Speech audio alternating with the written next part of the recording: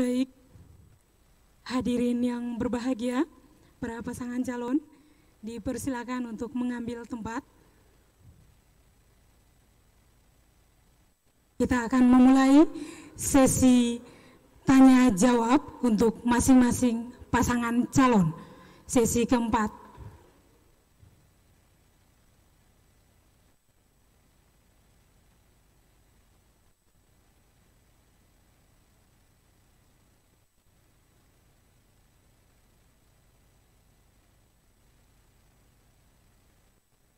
Pemirsa dan pendengar dimanapun Anda berada, hadirin yang berada di ruangan ini, pemirsa Halmahera Selatan yang ada di Kecamatan Pulau Makian, Kecamatan Obi, dan Kecamatan Pulau yang ada di lokasi Halmahera Selatan yang lain. Anda menyaksikan debat publik pertama Bupati dan calon Bupati periode 2020-2025 dapat Anda saksikan melalui RRI Ternate. Baik, Bapak calon kandidat, persilakan untuk mengambil tempat di podium masing-masing.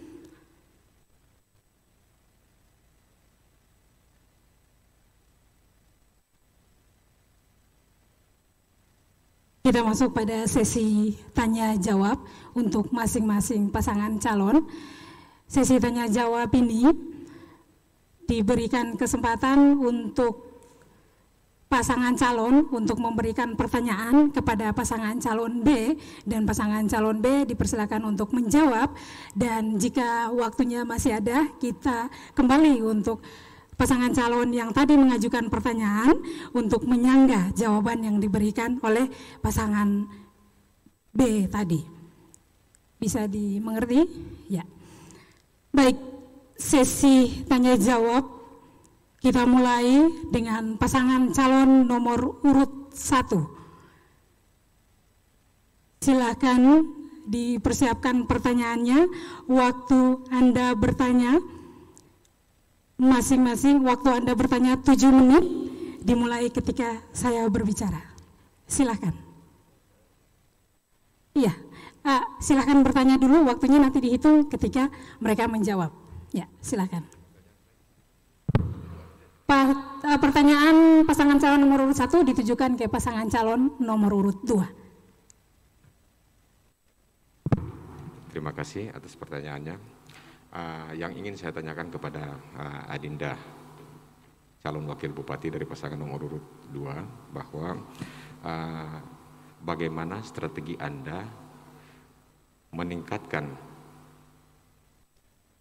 PAD kita di tengah situasi pandemi COVID ini, dan terjadi penurunan pendapatan negara maupun pendapatan daerah karena banyak sektor yang kemudian tergerus akibat dari pandemi COVID ini.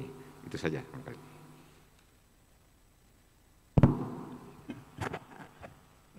Karena pertanyaannya ditujukan kepada saya ya.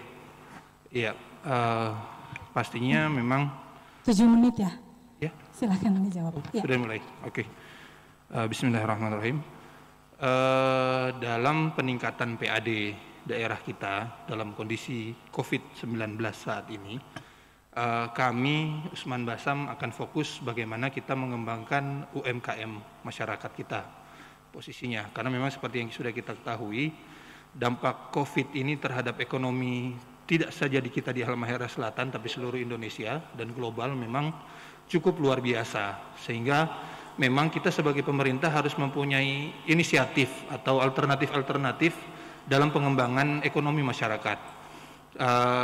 Kami akan fokus pada sumber daya alam kita yang sudah ada, terutama tadi seperti yang sudah kita sampaikan dalam visi misi, bagaimana kita bisa mengembangkan kelapa kita, karena selama ini fokus kita pada kelapa hanya pada produk kopra.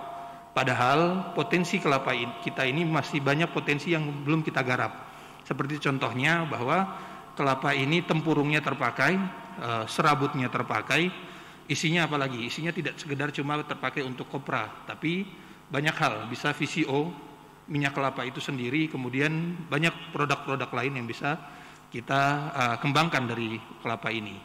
Jadi memang fokus utama kami Usman Basam ke depan, karena kita lihat pandemi ini, kita belum mengetahui sampai kapan pandemi COVID-19 ini.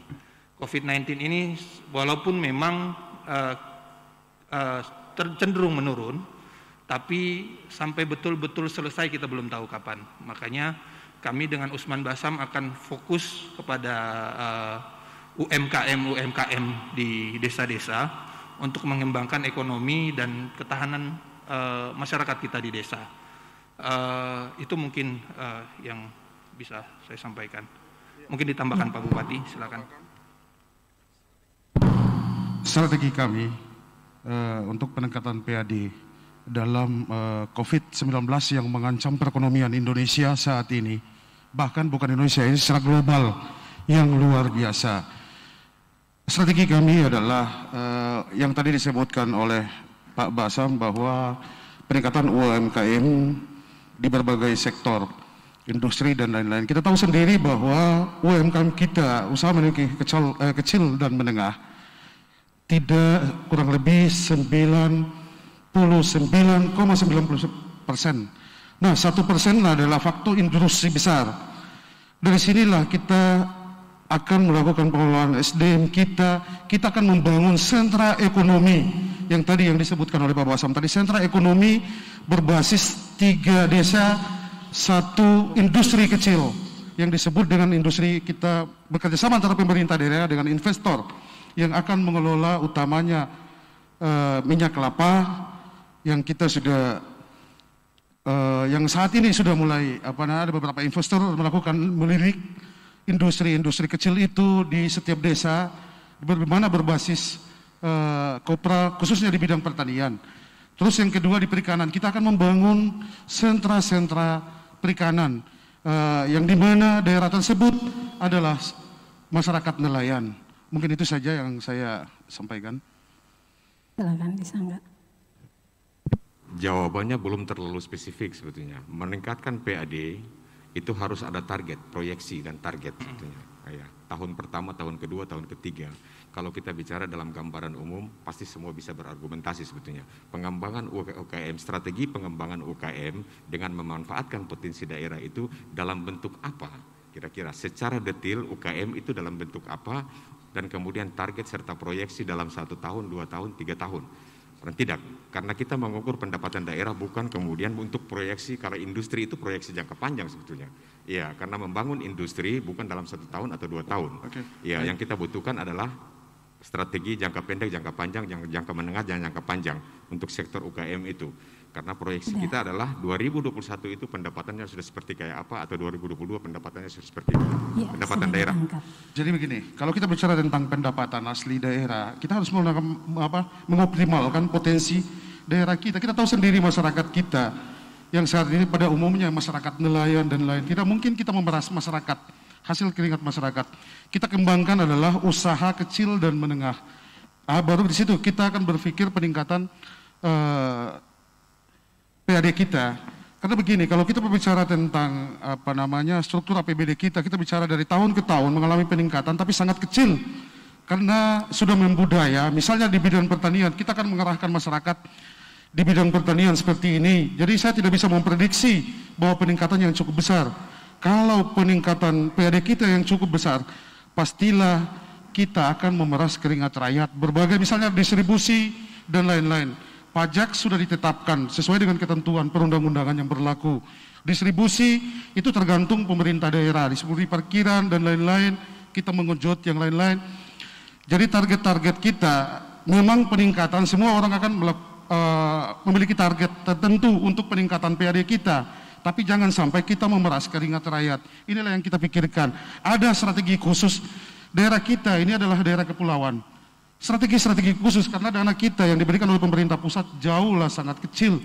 Bagaimana kita mengembangkan, kalau kita bicara dengan PAD, tidak semudah membalikan telapak tangan, karena misalnya di bidang pertanian yang saya sebutkan tadi ini sudah membudaya, misalnya kopra, kita mengarahkan mereka untuk swasembada beras, tapi itu sampai saat ini terus-menerus mengalami kegagalan karena itu sudah menjadi tradisi.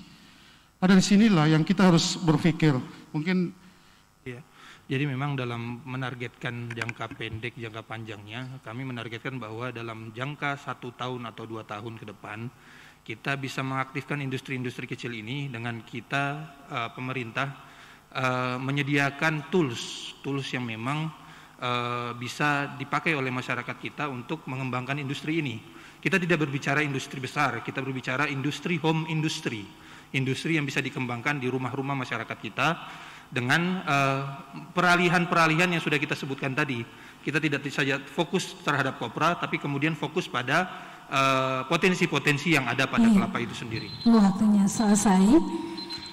Ya, tepuk tangan untuk para calon kandidat yang sudah masuk pada babak keempat ini, sesi tanya jawab. Dan selanjutnya kita akan masuk ke sesi yang kelima, namun kita break terlebih dahulu. Waktu breaknya 3 menit. Ya, dipersilakan. Silakan duduk dulu, Pak.